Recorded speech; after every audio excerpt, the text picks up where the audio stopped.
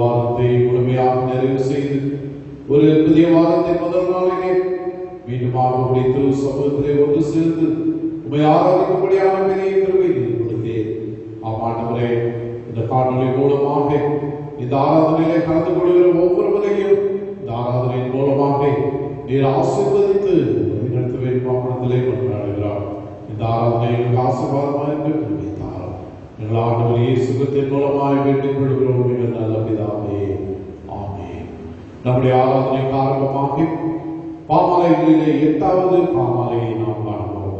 பாமாலை 8. தந்தாய் உம்மை துதித்தே உந்தன் நாமம் போற்றுவோமே, அற்பர் பாவம் யாவுமே தற்பரா நீர் மன்னிப்பீரே என்ற பாடலை நாம் பாடுவோம். பாமாலை 8.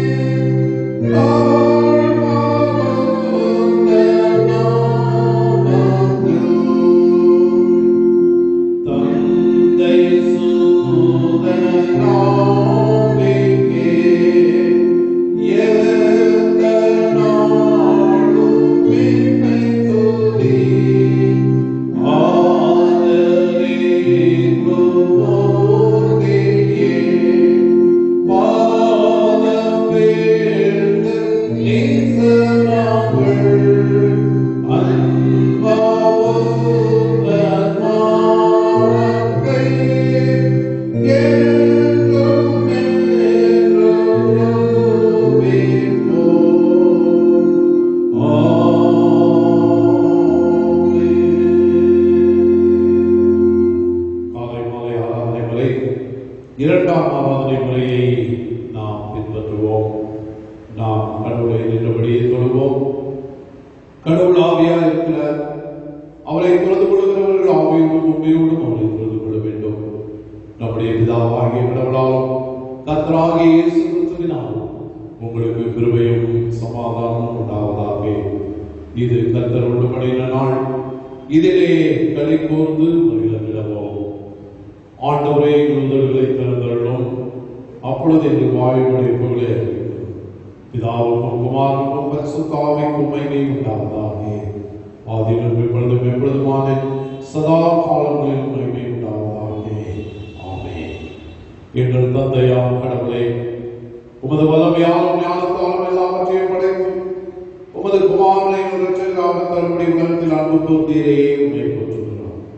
குமாரனாம் கடவுளே, பாவத்தை தவிர்த்து எல்லாவற்றையும் எதிர்கோள் மனிதனாகி எங்கள் பாவங்களுக்காக ஒப்புவிட்டு எங்கள் நீதிக்காக போற்றுகிறோம். பரிசுத்த ஆவியானவராகிய கடவுளே, எல்லா உண்மை குழுமைகளை வழிநடத்தி கடவுளின் அன்பை எங்கள் நெஞ்சில் பொழிகிறவரே, உம்மை போற்றுகிறோம். பிதா, குமாரன், பரிசுத்த ஆவியாகிய கடவுளே, உமக்கே காலமும் எல்லா புகழும் மகிமையும் உண்டாவதாக. ஆமென். நமக்கு பாவம் என்போமானால் நம்மை நாமே வஞ்சிகளாகும். நமக்குள் உண்மை இல்லை. நமது பாவங்களை அறிக்கைக்காக பாவங்களை நமக்கு மன்னித்து எவ்வித அநீதமும் நீங்க நம்மை சுத்திகரிப்பதற்கு அவர் நம்பத்தக்கவரும் நீதி உள்ளவருமாய் இருக்கிறார். நமது பலவீனங்களுக்காக பரிந்து வைக்க முடியாத பிரதான ஆசாரியை நம்பினார்கள். எல்லா விதத்திலும் நம்மை போது சோதிக்கப்பட்டோம். பாவம் இல்லாத பிரதான ஆசாரியரே நமக்கு இருக்கிறார். சற்று நேரம் நாம் அமைதியாக இருந்து தாழ்மையோடு ஆண்டுடைய திரு சமூகத்தில் நம்மை ஒப்புக் கொடுத்து நம்முடைய பாவங்களை நாம் அறிக்கை செய்வோம். சற்று நேரம் ஆண்டுடைய திருப்பாதத்தில் நம்மை ஒப்புக் கொடுப்போம். ஆண்டவர் இரக்கமும் கிருபையும் நிறைந்தவர். யாரெல்லாம் இதயத்தோடும் திறந்த உள்ளத்தோடும் ஆண்டுடைய திரு சமூகத்தில் அர்ப்பணித்து ஆண்டுடைய திருப்பாதத்தை பற்றிக் கொண்டு கடவுளை எங்களை ஏற்றுக்கொள்ளும் என்று ஒப்புக் கொடுக்கிறார்களோ அத்தனை பேரையும் ஆண்டவர் ஆசீர்வதித்து வழிநடத்த வல்லவராக இருக்கிறார். ஒரு புதிய வாதத்தை முதல் நாளை காணக்கூடியான ஒரு பெரிய கிருபையை ஆண்டவர் கொடுத்திருக்கிறார். கடந்த வாரத்தில் ஆண்டவருக்கு விரோதமாக எத்தனையோ பாவங்களை நாம் செய்திருக்கிறார். சொல்லாலும் செயலாலும் வழிவிலகி வாழ்ந்திருக்கிறார். இந்த வேளையில்தானே நம்மை உணர்ந்து ஆண்டவருடைய திரு சன்னிதானத்திலே நம்மை தாழ்ந்து ஒப்புக் கொடுத்து ஆண்டவரே, உம்முடைய சத்தத்தை கேளாமலே நான் வாழ்ந்து வந்திருக்கிறேன். தயவாய் மன்னியும். இந்த புதிய வாரத்தின் ஆசீர்வாதத்திற்கு எந்த விதத்திலும் எங்களுடைய பாவங்கள் தடையாகாதபடி நீர் காத்துக்கொள்ளும் என்று சொல்லி ஆண்டுடைய திருப்பாதத்தை பற்றிக் கொண்டு ஆண்டவருக்கு விரோதமாகவும் பிறருக்கு விரோதமாகவும் திருச்சபைக்கு விரோதமாகவும் செய்து வந்த எல்லாவித பாவங்களையும் நாம் எண்ணி பார்த்து ஆண்டவரின் சமூகத்திலே அறிக்கை செய்யும்படியாக முதலாம் பாவரிக்கை ஜெபத்தை யாவரும் சேர்ந்து எடுப்போம். சர்வ வல்லமையும் மிகுந்த இரக்கமுள்ள பிதாவே, தப்பி போன ஆடுகளைப் போல நம்மளுடைய வழிகளை விட்டு வலிமை அடைந்து போனோம். எங்கள் இதயத்தின் யோசனைகளுக்கும் விருப்பங்களுக்கும் மிகவும் இணங்கி நடந்தோம். உமது பரிசுத்த கற்பனைகளுக்கு விரோதமாய் குற்றம் செய்தோம். செய்யத்தக்கவைகளை செய்யாமல் செய்யத்தக்காதவைகளையே செய்து வந்தோம். எங்களுக்கு சுகமே இல்லை. ஆனாலும் ஆண்டவரே, தேவரின் ஆண்டவராகிய இயேசு கிறிஸ்துவின் மூலமாய் மனிதனுக்கு அருள் செய்த வாக்குத்தத்தங்களின்படியே நிர்பாக்கியமுள்ள குற்றவாளிகளாகிய எங்களுக்கு தப்புதங்களை அறிக்கைகளை எங்கள் மேல் போரும் பொறுமையாக இருக்கும். பாவத்தின் துக்கப்படுகளை சீர்படுத்தும். மிகவும் இரக்கமுள்ள பிதாவே, உம்முடைய பரிசுத்த நாமத்தில் மகிமையுண்டாகும்படி நாங்கள் இனி தேவ பக்தியும் நீதியும் தெரிந்து கொண்டவர்களாய் நடந்து வர இயேசு கிறிஸ்துவின் கிருபை செய்தோம். ஆமென். சர்வ வல்லமையும் மிகுந்த இரக்கமுள்ள ஆண்டவர் மன்னிப்பையும் பாவ நிவர்த்தியை நமக்கு கட்டளையிட்டுள்ளி வாழ்க்கையை சீர்படுத்துவதற்கான காலத்தையும் தமது பரிசுத்த ஆவியின் கிருபையையும் தேர்தலையும் தந்தருள்வாராக. ஆமென். இந்த நாளுக்கு என்று வாசிக்க வேண்டிய வேத பகுதி, அதில் மார்க்கு எழுதின நற்செய்தி நூல் 7ஆம் அதிகாரம் 24ஆம் வசனம் முதல் 30ஆம் வசனம் வரை அடங்கிய ஆண்டுடைய வார்த்தையை நாம் கேட்போம். மார்க்கு 7ஆம் அதிகாரம் 24ஆம் வசனம் முதல். பின்பு அவர் எடுத்து அவ்விடம் விட்டு புறப்பட்டு தீரு சீதோன் பட்டணங்களின் எல்லைகளில் போய் ஒரு வீட்டுக்குள் பிரவேசித்து ஒருவரும் அதை அறியாதிருக்க விரும்பியும் அவர் மறைவாய் இருக்கக்கூடாமல் போயிற்று. அசுத்தாவியை பிடித்திருந்த ஒரு சிறு பெண்ணின் தாயாக ஒரு பெண் அவரை குறித்து கேள்விப்பட்டு வந்து அவர் பாதத்தில் விழுந்தார். அந்த பெண் சிரோபெனிகியா தேசத்தாளாகிய கிரேக்க பெண்ணாய் இருந்தார். அவள் தன் மகளை பிடித்திருந்த பிசாசை துரத்தி விட வேண்டும் என்று அவரை வேண்டிக் கொண்டார். இயேசு அவரை நோக்கி, முந்தைய பிள்ளைகள் திருப்தி அடைத்தும் பிள்ளைகளின் அப்பத்தை எடுத்து நாய்க்குட்டிகளுக்கு போடுகிறது நல்லது என்றார். அதற்கு அவள் மெய்தான் ஆண்டவரே, ஆகிலும் மேஜை கீழரும் நாய்க்குட்டிகள் பிள்ளைகள் சிந்துகிற தொழுகைகளை தின்னுமே என்றார். அப்பொழுது அவர், நீ சொன்ன அந்த வார்த்தை நிமித்தம் போகலாம், பிசாசு உங்களை விட்டு நீங்கி போயிட்டு என்றார். அவள் தன் வீட்டுக்கு வந்த பொழுது பிசாசு போய்விட்டதையும் தன் மகள் கட்டிலில் படுத்திருப்பதையும் கண்டாள் என்பது குறிக்கப்பட்ட நற்செய்தி பகுதி வாசிக்க முடிந்தது. கிறிஸ்துவே உமக்கே மகிமை உண்டாவதாக. மீண்டுமாக ஜெபத்தை கேட்கும் ஆண்டவா என்ற பாடலை நாம் பார்ப்போம். ஜெபத்தை கேட்கும் ஆண்டவா, ஜெபத்தின் ஆவி தாருமே. தேவனின் சமூகம் காத்திருந்தே தெய்வீக மேன்மை காண செய்கின்ற பாடலை நாம் பார்ப்போம்.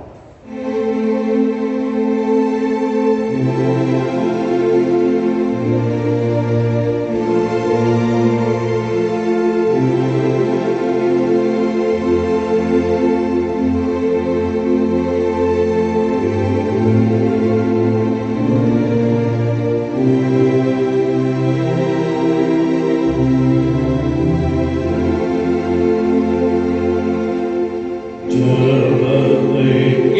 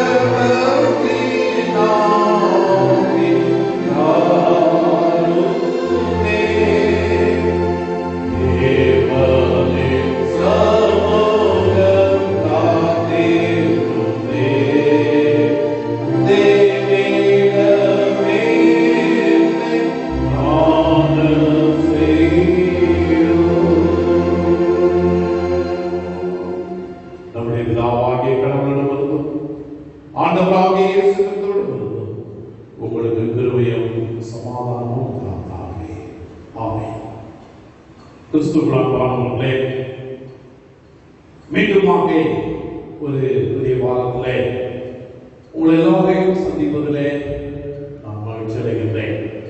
ஒவ்வொரு வாரமும் இப்படியாக காணொளி வாயிலாக ஆண்டவரை ஆராதிக்கவும் ஆண்டுடைய திருவார்த்தைகளை நாம் யாவரும் இணைந்து தியானிப்பதும் ஆண்டவர் கொடுத்திருக்கிற ஒரு பெரிய ஆசீர்வாதம். இந்த நாளிலும் கூட அப்படிப்பட்டதான ஒரு ஆசீர்வாதத்தை மீண்டுமாக நாம் பெற்றுக்கொள்வதற்கு ஆண்டவர் நம்மை வழிநடத்தியிருக்கிறார். இந்த நாளிலும் ஆண்டவரின் வார்த்தைகளோடு ஆண்டவர் நம்மோடு பேசும்படியாக நாம் ஜெபத்தோடு இந்த அருள்முறை நேரத்தில் நாம் ஆண்டவரின் திருச்சபையில் நம்மை அர்ப்பணிப்போம். இந்த நாளிலே இறை வேண்டலில் நிலைத்திருத்தல், ஜெபத்திலே நிலைத்திருத்தல், persistence in prayer, persistence in prayer, ஜெபத்திலே நிலைத்திருத்தல் என்பதை குறித்து நாம் தியானிக்கும்படியாக நாம் அழைக்கப்பட்டிருக்கிறோம். ஒரு வெளி ஜெபம், ஜெபம் என்பது கடவுளுக்கும் மனிதனுக்கும் இருக்கின்ற ஒரு உறவின் அடையாளமாக ஆண்டவரோடு நாம் வைத்திருக்கிற உறவு, கடவுள் நம்மோடு கூட வைத்திருக்கிற ஒரு உறவு, இது ஜெபத்தின் மூலமாக வெளிப்படுவதை நாம் உணர்ந்து கொள்கிறோம். கடவுளோடு எப்பொழுதுமே நாம் தொடர்பு உள்ளவர்களாக இருக்க வேண்டும் என்று சொன்னால் ஜெபம் என்பது மிக மிக முக்கியமான ஒன்று. ஆனால் இந்த நாட்களிலே ஜெபம் எப்படி இருக்கிறது? எல்லாருக்கும் ஜெபிக்க வேண்டும் என்று நன்றாக தெரியும். ஜெபம் என்பது முக்கியமானது என்று சொல்லி நம்ம எல்லாரும் அறிந்திருக்கிறோம். ஆண்டவராகிய இயேசு கிறிஸ்து கூட ஒரு மாதிரி ஜெபத்தை நமக்கு முன்மாதிரியாக கற்றுக் கொடுத்திருக்கிறார். அவர் காட்டிக் கொடுத்த அந்த முன்மாதிரியான ஜெபத்தை, அவர் கற்றுக் கொடுத்த அந்த முன்மாதிரியான ஜெபத்தை நாம் ஒவ்வொரு நாளும் நம்முடைய இல்ல ஜெப கூட்டங்களிலே, நம்முடைய குடும்ப ஜெப கூட்டங்களிலே, நம்முடைய ஆராதனைகளிலே நாம் அதை நினைவு கூறுகிறோம். ஆண்டவர் கற்று தந்த இறைவேண்டல் என்று சொல்லி அதை நாம் நினைவு கூறுகிறோம். ஜெபம் என்பது தனி ஜெபம், பலர் இணைந்து ஜெபிக்கின்ற ஜெபம், ஆராதனையில பலர் இணைந்து ஜெபிக்கின்ற ஜெபம், குடும்ப ஜெபம் என்று சொல்லி பல நிலைகளிலே நாம் வேதத்திலே நாம் வாசிக்கின்றோம். ரோமருக்கு எழுதின நிருபம் 12ஆம் அதிகாரம் 12வது வசனத்திலே நாம் வாசித்து பார்க்கின்ற பொழுது அங்கே நாம் எப்படியாக வாசிக்கிறோம்? ரோமர் 12:12 நம்பிக்கையிலே சந்தோஷமாயிருங்கள், உபத்திரவத்திலே பொறுமையாயிருங்கள், ஜெபத்திலே உறுதியாய் தரித்திருங்கள். ஜெபத்திலே நீங்கள் உறுதியாய் தரித்திருங்கள் என்று அங்கே சொல்லப்படுகிறது. இன்றைக்கு நாம் ஜெபிக்கிறோம், ஆனால் உறுதியாய் நாம் ஜெபத்திலே தரித்திருக்கிறோமா என்பதை நாம் நம்மை சற்றே பரிசோதித்து பார்க்கும்படியாக நாம் அழைக்கப்படுகின்றோம். இன்னும் லூக்கா 18ஆம் அதிகாரத்திலே முதலாவது வசனத்திலே நாம் வாசிக்கிற பொழுது சோர்ந்து போகாமல் எப்பொழுதும் ஜெபம் பண்ண வேண்டும். சோர்ந்து போகாமல் ஜெபம் பண்ண வேண்டும். அதைதான் இங்கே ரோமர் 12:12 சொல்லுகிறது. உபத்திரவத்திலே பொறுமையாயிருங்கள், ஜெபத்திலே நீங்கள் உறுதியாயிருங்கள். சோர்ந்து போகாமல் ஜெபிக்க.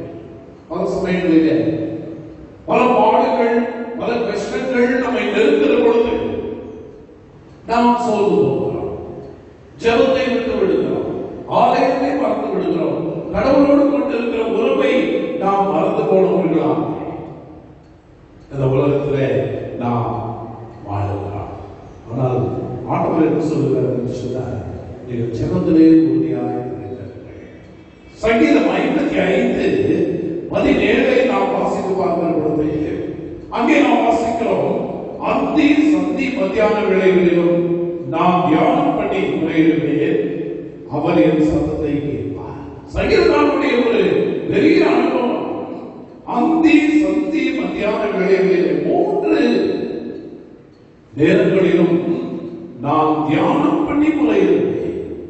என்னுடைய வாழ்க்கையை நாம் சிந்தித்து பார்த்து ஆண்டுடைய திருச்சபையிலே நாம் முறையிடுகின்ற பொழுது அவர் என் சத்தத்தை கேட்பார். சங்கீதக்காரன் சங்கீதத்தை எழுதுகிறதெல்லாம் தன்னுடைய அனுபவத்தை உணர்ந்தவராக எழுதியிருப்பதை நாம் பார்க்கிறோம். அன்பார்ந்தவர்களே, ஒரு நாளைக்கு 3 முறை சங்கீதக்காரன் தியானம் பண்ணி தன்னை சோதித்தறிந்து தன்னுடைய சோர்வுகளை எல்லாம் அவருடைய திருப்பாதத்தில் வைத்து ஜெபித்திருப்பதை நாம் வேதத்திலே நாம் வாசிக்கிறோம். அவருடைய இந்த நாளிலே ஜெபத்தின் மூலமாக ஆண்டவரிடமிருந்து அநேக நன்மைகளை பெற்றுக்கொண்ட ஒரு சில காரியங்களை மாத்திரம் நான் உங்களுக்கு முன்பதாக வைத்து இந்த நாளிலே நான் கடந்து போக விரும்புகிறேன். 2 ராஜாக்களின் புஸ்தகம் 20ஆம் அதிகாரம் 1 முதல் 11 வசனங்கள் இந்த நாளின் ஞானத்திற்கு தெரிந்து கொண்ட வேத பகுதிகளாக 2 ராஜாக்கள் 20ஆம் அதிகாரம் 1 முதல் 11 வசனங்கள், சங்கீதம் 116, 1 தெசலோனிக்கேயர் 5ஆம் அதிகாரம் 12-22, மார்க் 7ஆம் அதிகாரம் 24-30. இவைகளெல்லாம் நீங்கள் வாசித்து பாருங்கள். இந்த பகுதிகளை வாசித்து பார்க்கின்ற பொழுது ஜெபத்தின் மூலமாக பெற்றுக்கொள்கிற ஆசீர்வாதங்கள் இங்கே நாம் பார்க்கின்ற பொழுது 2 ராஜாக்கள் 20ஆம் அதிகாரம் 1-11 வசனங்கள். இதெல்லாம் நமக்கு எல்லாருக்கும் தெரிந்த ஒரு பகுதி. எசேக்கியா ராஜா என்று சொல்லப்படுகிற ஒரு ராஜா, அவருக்கு வியாதி வருகிறது. வியாதியின் படுக்கையிலே கஷ்டப்பட்டுக் கொண்டிருக்கின்ற பொழுது கடவுள் ஏசாயாவை அங்கே அனுப்புகிறார். ஏசாயாவை அங்கே அனுப்பி ஏசாயா மூலமாக எசேக்கியாவுக்கு அவர் வெளிப்படுத்துகிறார். உன்னுடைய நோய் உனக்கு குணமாகும், நீ இன்னும் கொஞ்ச நேரத்தில் மரித்து போகிறாய், உன்னுடைய ஆட்சியின் காரியங்களை எல்லாம், உன்னுடைய குடும்பத்தின் காரியங்களை எல்லாம் எல்லாவற்றையும் ஒழுங்குபடுத்திக் கொள் என்று சொல்லி அங்கே எசேக்கியா ராஜாவுக்கு ஏசாயாவின் மூலமாக கடவுள் ஒரு எச்சரிப்பை கொடுக்கின்றார். இதை கேட்டு எசேக்கியா ராஜா அங்கே மனம் உடைந்து போனார். என்ன கொஞ்ச நேரத்தில், என்ன கொஞ்ச நாட்களில நான் மரித்து போக போகிறேன். மனம் உடைந்தவனாக அவர் என்ன செய்கிறார் என்று பார்க்கின்ற பொழுது 2வது வசனத்திலே எசேக்கியா தன் முகத்தை சுவர்புறமாக திருப்பிக் கொண்டு கர்த்தரை நோக்கி பார்த்தார். பெரிய ஆபத்து, அவருடைய உயிர் போக போகிறது. அவனுக்கு கடவுள் ஏசாயா மூலமாக அறிவிப்பு கொடுக்கின்றார். அவன் சோர்ந்து போவதில்லை. அவன் செய்த காரியம் அங்கே சுவர்புறமாக திரும்பிக் கொண்டு கர்த்தரை நோக்கி, கர்த்தாவே, நான் முன்பாக உண்மையும் மனமுத்தமாய் நடந்து உமது பார்வைக்கு நலமானதை செய்தேன் என்பதை நினைத்தருளும் என்று விண்ணப்பம் பண்ணினான். எசேக்கியா மிகவும் அழுதார். பார்த்தார், நோய் வருகிறது. அவன் சந்திக்கின்ற பொழுது அவன் செய்த காரியம் என்ன என்று பார்க்கின்ற பொழுது அங்கே ஆண்டவரை நோக்கி அழுது விண்ணப்பம் பண்ணினார். நடந்தது என்ன என்று நாம் பார்க்கின்ற பொழுது 5வது வசனத்திலே அங்கே கடைசி பகுதியை நாம் பார்க்கின்ற பொழுது உன் விண்ணப்பத்தை கேட்டேன், உன் கண்ணீரை கண்டேன், இதோ நான் உன்னை குணமாக்குவேன், 3ஆம் நாளிலே நீ கர்த்தருடைய ஆலயத்திற்கு போவாய் என்று சொல்லி அதே ஏசாயாவை கொண்டு எசேக்கியாவுக்கு ஆண்டவர் சொல்கிறார். அருமையானவர்களே, ஜெபத்திலே நிலைத்திருக்கிறது, ஜெபத்திலே உறுதியாக நிலைத்திருக்கின்ற பொழுது அங்கே ஆண்டவர் அவனுக்கு ஒரு பெரிய விடுதலையை கொடுப்பதை நாம் அந்த பகுதியில நாம் வாசிக்கலாம். மீண்டும் அவன் உயிர் பெற்று அங்கே வாழ்ந்தான் என்று சொல்லி வேதம் நமக்கு சொல்கிறார். மாத்திரமல்ல, லூக்கா 7ஆம் அதிகாரத்தை நாம் வாசித்து பார்க்கிற பொழுது அங்கே இன்னொரு சம்பவத்தையும் நாம் வாசிக்கிறோம். அங்கே லூக்கா 7ஆம் அதிகாரம் 100க்கு அதிபர் அங்கே அவனுடைய வேலைக்காரன் சுரவீனமாக இருக்கிறார். இந்த 100க்கு அதிபதி தன்னுடைய சிநேகிதரை ஆண்டவரிடத்தில் அனுப்பி அங்கே ஆண்டவரிடத்தில் சொல்லுகிறார், நான் இந்த 100க்கு அதிபதி என்று சொல்லக்கூடியவர் நேரடியாக வருவதற்கு பாத்திரம் அல்ல.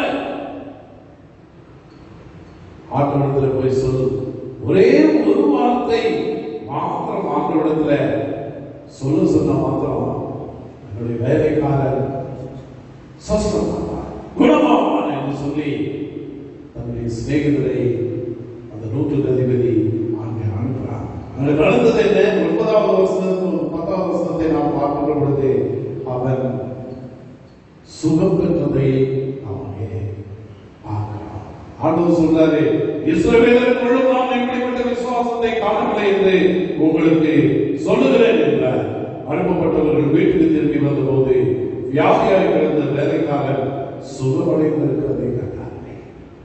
எனக்கு அருமையானவர்களே, இன்றைக்கு கொள்ளை நோய், கொடிய நோய், இவைகளுக்காக நாம் ஜெபித்துக் கொண்டே இருக்கிறோம். நம்ம எல்லாருடைய வாழ்க்கையிலும் சரீரத்தில் வியாதிகள் உண்டு. வேதத்தில் நாம் வாசிக்கிறோம், அழுது விண்ணப்பம் பண்ணினார். எசேக்கியா ராஜா அழுது விண்ணப்பம் பண்ணினார். இங்கே 100க்கு அதிபதி, ஆண்டவரே நீர் ஒரு வார்த்தை மாத்திரம் சொல்லும், என் வேலைக்காரன் பிழைப்பான் என்று சொல்லி அங்கே சொல்லுகிற பொழுது அங்கே ஒரு பெரிய ஆசீர்வாதம். மாத்திரமல்ல, வாசிக்க கேட்ட நற்செய்தி பகுதியிலே மார்க் 7ஆம் அதிகாரம் 25, 26 வசனங்களை நாம் அங்கே பார்க்கின்ற பொழுது அங்கே நாம் ஒரு காரியத்தை நாம் பார்க்கின்றோம். அசுத்தாவை பிடித்திருந்த ஒரு பெண்ணின் தாயாகிய ஒரு பெண் அங்கே ஆண்டவர் இருக்கிறார் என்று கேள்விப்பட்டு வந்து அவருடைய பாதத்தில் விழுந்தாள். அவள் கிரேக்க பெண்ணாயிருந்தால் அவள் தன் மகளை பிடித்திருந்த பிசாசை துரத்திவிட வேண்டும் என்று அங்கே ஆண்டவரிடத்தில் அங்கே வேண்டிக் கொள்கிறார். அவளுக்கு ஒரு பெரிய நம்பிக்கை. அந்த பெண் கிரேக்க பெண், அங்கே கிரேக்கருக்கும் யூதருக்கும் சம்பந்தமே இல்லாத ஒரு நிலை. அப்படி இருந்தும் அந்த கிரேக்க பெண் ஆண்டவருடைய திருப்பாதத்தில் ஆண்டவரிடத்திலே போனான், ஆண்டவரிடத்திலே ஜெபம் பண்ணினான். எல்லாம் ஆறும் என்று சொல்லி அங்கே ஆண்டவருடைய திருப்பாதத்திலே வந்து விழுகிறார். அங்கே ஆண்டவர் சொல்லுகிறார், முதலாவது இஸ்ரவேலர்கள் மீட்கப்பட வேண்டும் என்பதை என்னுடைய நோக்கம். நீ கிரேக்க பெண்ணாய் இருக்கிறாயே என்று ஆண்டவர் அந்த பெண்ணிடத்தில் சொல்கிறார். ஆனால் அதைதான் அங்கே சொல்லுகிறார் 27ஆம் வசனத்திலே இயேசுவை நோக்கி, முந்தி பிள்ளைகள் திருப்திய வைக்கும், பிள்ளைகளின் அப்பத்தை எடுத்து நாய்க்குட்டிகளுக்கு போடுகிறது நல்லதல்ல என்றார். அதற்கு அவர் மெய்தான் ஆண்டவரே, ஆகிலும் ஏசின் கீழிருக்கும் நாய்க்குட்டிகள் பிள்ளைகள் சென்றுகிற துறைகளை திரும்பி என்றார். அப்பொழுது அவர், நீ சொன்ன வார்த்தை நிமித்தம் போகலாம், பிசாசு மகளை விட்டு நீங்கி போயிற்று என்ற அவள் வீட்டுக்கு வந்த பொழுது பிசாசு போய்விட்டதையும் தன் மகள் கட்டிலில் படுத்திருப்பதையும் கண்டார். அருமையானவர்களே, நாம் யாராக இருந்தால் ஆண்டவர் நமக்கு மீட்பை கொடுப்பார், விடுதலையை கொடுப்பார் என்று ஆண்டவருடைய பாவத்தை நாம் இருக பற்றிக் கொள்கிறோம். இந்த கிரேக்க யூதருக்கும் கிரேக்கருக்கும் ஒரு பெரிய அந்த காலகட்டத்தில் ஆண்டவரை நோக்கி வந்தபோது அங்கே ஒரு பெரிய விடுதலையை கொடுத்தார் என்று சொல்லி அந்த பகுதியிலே நாம் வாசிக்கிறோம். நம்மளுக்கு நாம் எப்படிப்பட்ட சூழ்நிலையிலே வாழ்ந்து கொண்டிருந்தார், ஆண்டவருடைய திருப்பாதத்தை நாம் இருக்க பற்றிக் கொள்கிற பொழுது அங்கே ஆண்டவர் நம்மை ஆசீர்வதிக்க வல்லவராய் இருக்கின்றார். அப்போஸ்தலர் 14ஆம் அதிகாரத்தை நாம் திரும்பிக் கொள்கிற பொழுது அங்கே நம்ம எல்லாருக்கும் தெரிந்த ஒரு காரியம், பிலிப்பு பட்டணத்திலே பவுலும் சீலாவும் அங்கே வந்து ஆண்டவருடைய வார்த்தையை அங்கே சொல்லிக் கொண்டிருக்கிறார்கள். அவருடைய வார்த்தையை லீதியாக என்னும் ஒரு பெண்ணுடைய வீட்டிலிருந்து அங்கே அறிவித்துக் கொண்டிருக்கிறார்கள். அப்பொழுது அந்த பகுதியை வாழ்ந்து கொண்டிருக்கின்ற ஒரு குறி சொல்லுகிற பெண், அந்த பெண் அந்த பகுதியிலே குறி சொல்லி அநேக பணங்களை சம்பாதித்து அந்த பணத்தை அந்த பகுதியில் இருக்கிற மற்றவர்கள் அந்த பணத்தின் மூலமாக வாழ்ந்து கொண்டிருந்தார்கள். இங்கே பவுலும் சீலாவும் ஆண்டவரை குறித்து நற்செய்தியை அறிவித்த போது இந்த குறி சொல்லுகிற பெண்ணும் ஆண்டவரை ஏற்றுக்கொண்டு பவுலோடும் சீலாவோடும் ஆண்டவருக்கு சாட்சியாக வாழ்ந்தார். இதனால் இந்த குறி சொல்லுகிற பெண்ணுக்கு வருகின்ற வருவாய் நின்று போயிற்று. அதை நம்பி வாழ்ந்து கொண்டிருந்த ஒரு சில பவுல் மீதும் சீலாவின் மீதும் அங்கே பொறாமை கொண்டவர்களாக தேவையில்லாத காரியங்களை அவர்கள் செய்து அவர்களை அடித்து சிறையிலே போடுவதை அந்த பகுதியில நாம் வாசிக்கிறோம். அதை தான் நாம் வாசிக்கிறோம். அப்போஸ்தலர் 16ஆம் அதிகாரம் 24வது வசனத்துல அங்கே அவர்களை சிறைச்சாலைகளை போட்டு அவர்களின் கால்களை ஒரு மரத்திலே மாட்டி வைக்கிறார்கள். பவுலும் சீலாவும் அங்கே சிறைச்சாலையிலே அடைக்கப்படுகிறார்கள். ஆனால் அங்கே நடந்தது என்ன? 25வது வசனத்திலே நாம் பார்க்கிற பொழுது நடுராத்திரியிலே பவுலும் சீலாவும் ஜெபம் பண்ணி தேவனை துதித்து பாடினார்கள். காவலில் வைக்கப்பட்டவர்கள் அதை கேட்டுக் கொண்டிருந்தார்கள். பாருங்கள், அங்கே பவுலும் சீலாவும் ஒரு பாடு நிறைந்த ஒரு சூழ்நிலை, கஷ்டம் நிறைந்த ஒரு அனுபவம், தேவையில்லாமல் செய்யாத குற்றத்திற்காக சிறைச்சாலையில் இருக்கின்ற ஒரு நிலை. ஆனால் அங்கே அவர்கள் என்ன பண்ணி கொண்டிருக்கிறார்கள் என்று பார்க்கின்ற பொழுது அவர்கள் நடுராத்திரியிலே ஜெபம் பண்ணி தேவனை துதித்து பாடினார்கள். அங்கே நடந்தது என்ன என்று நாம் பார்க்கின்ற பொழுது 26வது வசனத்திலே சடுதியிலே சிறைச்சாலை அஸ்திபாரங்கள் அசைப்படியாகவே பூமி மிகவும் அதிர்ந்தது. உடனே கதவுகள் திறவுண்டது. எல்லாருடைய கட்டுகளும் கலந்து போயிற்று. அருமையானவர்களே, ஜெபிக்கின்ற பொழுது, ஜெபத்திலே உறுதியாய் இருக்கின்ற பொழுது, உலகத்தின் பாடுகள் கஷ்டங்கள் நம்மை நெருக்குகிற பொழுது, ஆண்டவருடைய திருப்பாதத்தை நாம் எதிர பற்றிக் கொள்ளுகிற பொழுது அங்கே காணப்படுகின்ற ஒரு காரியம், எல்லாருடைய கட்டுகளும் கலந்து போயிற்று. இவங்க 2 பேருடைய கட்டுகள் மாத்திரமல்ல, அந்த சிறைச்சாலையில் இருக்கிற எல்லாருடைய கட்டுகளும் அங்கே கலந்து போயிற்று என்று சொல்லி அந்த பகுதியில நாம் வாசிக்கிறோம். இதற்கு நாம் கூட பாரத்தோடு, கண்ணீரோடு, வேதனையோடு, வியாதிகளோடு உலகத்தில் நாம் வாழ்ந்து கொண்டிருக்கிறோம். தேவையில்லாமல் நம் மீது பொய் புகார்களை சொல்லி நம்மை குற்றப்படுத்தி துன்பப்படுத்தி கொண்டிருக்கிறார்கள். நாம் செய்ய வேண்டியது என்ன தெரியுமா? பவுலும் சீலாவும் அதை செய்தார்கள். தேவனை நோக்கி ஜெபம் பண்ணினார்கள். அங்கே கதவுகள் திறவுண்டது. எல்லாருடைய கட்டுகளும் அங்கே கலக்கப்பட்டு கருமையானவர்களே, காலை வேளையில நாம் யாராக இருந்தாலும் சரி, எப்படிப்பட்ட பாடுகள் நிறைந்த பாடுகளை நாம் அனுபவித்துக் கொண்டிருந்தாலும் சரி, ஜெபத்திலே நிறைந்திருக்கிறது. ஆண்டவருடைய திருப்பாதத்தை நாம் பற்றிக் கொள்ளுகிற பொழுது எல்லா கட்டுகளையும் ஆண்டவர் நீங்க வல்லவராய் இருக்கிறார் என்பதை நாம் உணர்ந்து கொள்ள நாம் அழைக்கப்படுகின்றோம். 1 தெசலோனிக்கேயர் 5ஆம் அதிகாரம் 17ஆம் வசனத்தை நாம் வாசிக்கிற பொழுது அப்போஸ்தலனாகிய பவுல் சொல்லுகிற இடைவிடாமல் ஜெபம் பண்ணுங்கள். இடைவிடாமல் ஜெபம் பண்ணுங்கள். ஜெபம் ஏதோ கொஞ்ச நேரம் 5 நிமிஷம் 10 நிமிஷம் ஒரு நாளைக்கு 3 மணி நேரம் 3 தடவை அப்படியெல்லாம் இல்லை. இடைவிடாமல் ஜெபம் பண்ணுங்கள். இந்த காலை வேளையில உலகத்திலே கொள்ளை நோய் மாட்டிக்கொண்டிருக்கிறது. அநேக பாடுகளும் கஷ்டங்களும் நம்மை சூழ்ந்து கொண்டிருக்கிறது. நாம் சோர்ந்து போக வேண்டாம். ஜெபத்திலே நிலைத்திருக்க வேண்டும். ஆண்டவர் உங்களுக்கு விடுதலையை வைப்பார். ஒரு புதிய வாரத்தை ஆரம்பித்திருக்கிறார். ஜெபத்தோடு இந்த வாரத்தை ஆரம்பிப்போம். ஆண்டவர் இந்த வாரம் முழுவதும் நம்மை ஆசீர்வதித்து வழிநடத்துவார். அப்பேற்பட்ட கிருபையை ஆண்டவர் நம்மை எல்லாருக்கும் நிறைவாக தருவாராக. ஆமென்.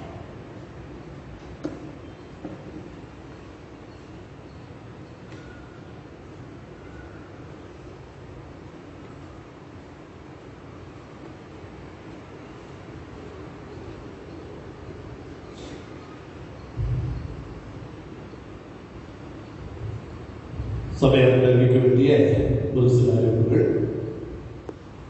உங்களுடைய மாத சந்தாக்கள் இதர காணிக்கைகளை நீங்கள் ஆலயத்தின் அலுவலகத்திலே கொண்டு வந்து நீங்கள் கொடுக்கலாம். உங்களில் அநேகர் இந்த மாதத்திலே உங்களுடைய மாத சந்தாக்களை காணிக்கைகள் கொடுத்திருக்கிறீர்கள்.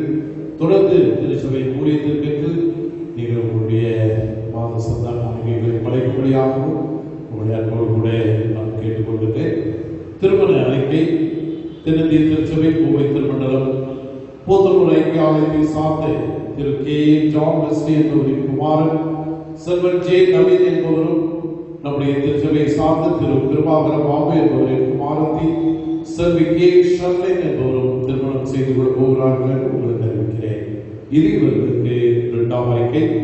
தென்னிந்திய திருச்சபை கோவை திருமண்டலம் சிஎஸ்ஐ ஐக்கிய ஆலயத்தை சார்ந்த திரு சிவகுமார் என்பவரின் குமாரன் செல்வன் ரஞ்சித் சிவகுமார் என்பவரும், கோவை சிஎஸ்ஐ கிறிஸ்துநாதர் ஆலயம் டிவிஎஸ் நகரை சார்ந்து காலம் சென்ற எஸ் ஆனந்த் என்பவரின் குமாரத்தி செல்வி கே சுவர்ணா என்பவரும் திருமணம் செய்து கொள்ள போகிறார்கள் என்று உங்களுக்கு அறிவிக்கிறேன்.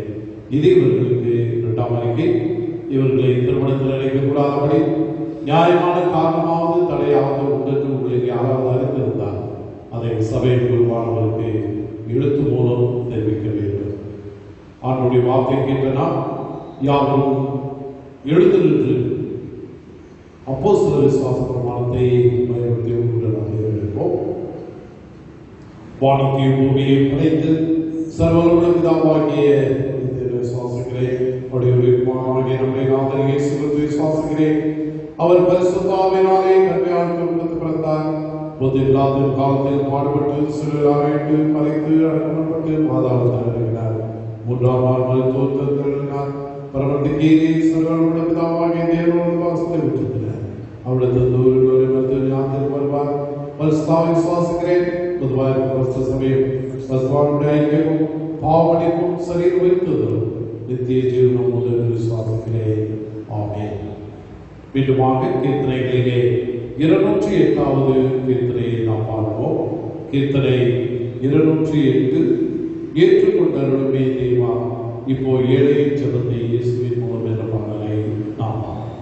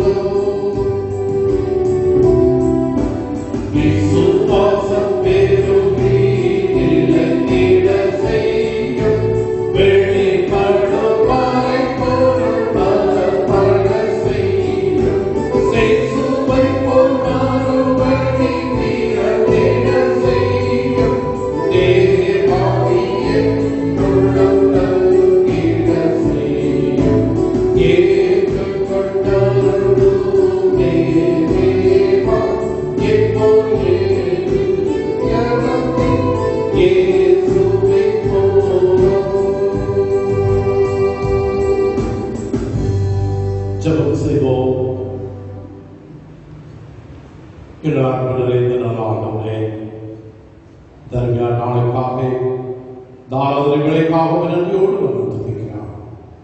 மீண்டும் ஒரு முறை ஒரு புதிய வாரத்தின் முதல் நாளிலே உடைய திரு சமூகத்திலே இருந்து இந்த காணொலி வாயிலாக ஆராதிக்கும்படியான பெரிய கிருபை நேரங்கள் கொடுத்தீர். ஆண்டவரே, வரப்போற வாரத்திற்காக அதிகமாகவே நாங்கள் பார்க்கிறோம். நாங்கள் ஜெபத்திலே தரித்திருந்து உடைய ஆசீர்வாதத்தை நிறைவாய் பெற்றுக் கொள்வதற்காக ஆண்டவராகிய எங்களுக்கு கிருபை செய்ய வேண்டுமானத்திலே நாங்கள் ஜீவனுள்ள வார்த்தைகளின் மூலமாக எங்களோடு கூட பேசியிருக்கிறீர். ஆண்டவரே, ஜெபம் எல்லாருடைய கட்டுகளையும் விடுவிக்கும் என்று சொல்லி நாங்கள் நம்புகிறோம்.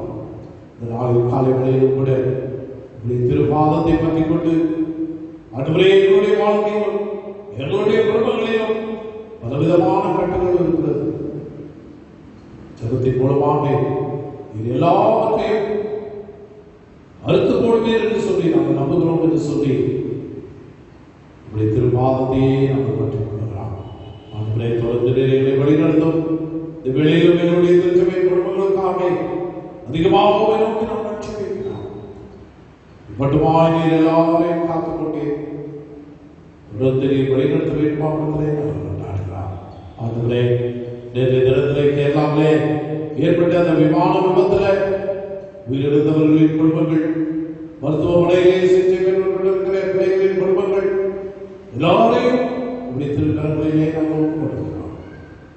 அந்த ஆதரவையும் தேர்தலையும் சமாதானத்தையும் அந்த குடும்பங்களுக்கு நிறைவாக கட்டளையிட வேண்டுமானத்திலே நாங்கள் கொரோனா வைரஸ் மூலமாக பாதிக்கப்பட்டு சிகிச்சை பெற்றுக் கொண்டிருக்கிற பிள்ளைகள், வியாதியின் மூலமாக தங்களை அருமையானவர்களை இழக்க கொடுத்திருக்கிற குடும்பங்கள் எல்லாரையும் திருக்கரங்களிலே அர்ப்பணித்து நாம் ஜெபிக்கிறோம்.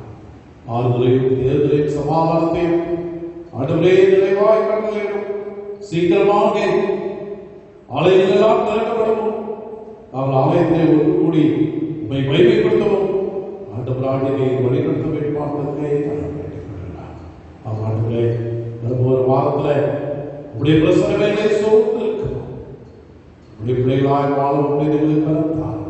இந்த வாரத்திலே நம்முடைய பிறந்த நாட்களை, திருமண நாட்களை நினைவு கூறுகிற எல்லாரையும் திருக்கரங்களுக்கு நாம் ஒப்பு கொடுத்து உண்மையே நோக்கி நாங்கள் பார்க்கிறோம். ஆண்டவரே, புதிய புதிய கிருபைகள் ஒவ்வொருவரையும் தாங்கி வழிநடத்த வேண்டுமானத்திலே தொடர்ந்து நீரை காத்துக்கொள்ளும். ஆண்டவரே, இயேசு கிறிஸ்துவின் மூலமாய் வேண்டிக் கொள்கிறோம் எங்கள் நல்ல பிதாவே. ஆமென். நாம் யாவரும் ஜெபநிலையிலிருந்தபடியே ஆண்டவருடைய ஜெபத்தை புத்தெழுச்சி பாடல்கள் 445 படியாக நாம் ஏறெடுப்போம். வானகம் வாழ்கிறோம் எங்கள் தந்தாய், வாழ்கவும் திருநாமம் என்று சொல்லி ஆண்டவருடைய ஜெபத்தை நாம் ஏறெடுப்போம்.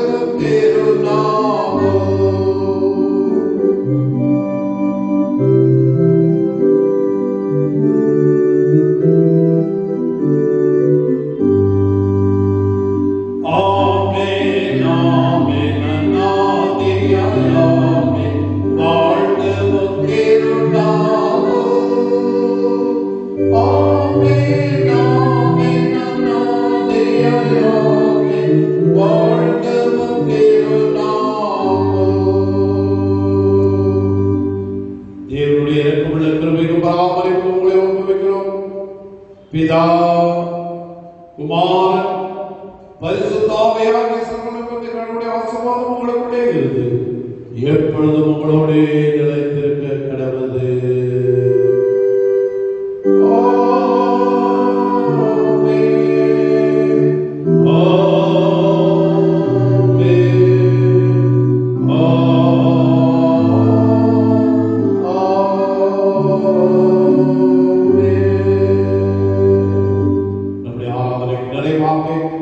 பாமாலைகளிலே 375வது பாமாலை நாம் பாடுவோம்.